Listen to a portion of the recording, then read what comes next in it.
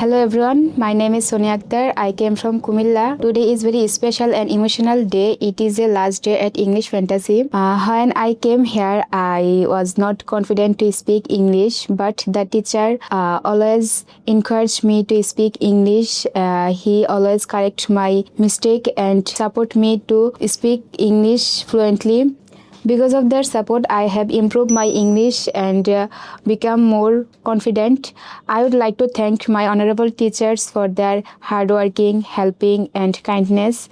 I also like to thank my friends to learning together, practicing together, and each helping each other made the journey more enjoyable and comfortable. English Fantasy is not a coaching center for me. I learned new skill and built confidence here. It's like a family. Although today is the last day here, I also carry the lesson and experience with me. Finally, I would like to also again say thank my teachers and friends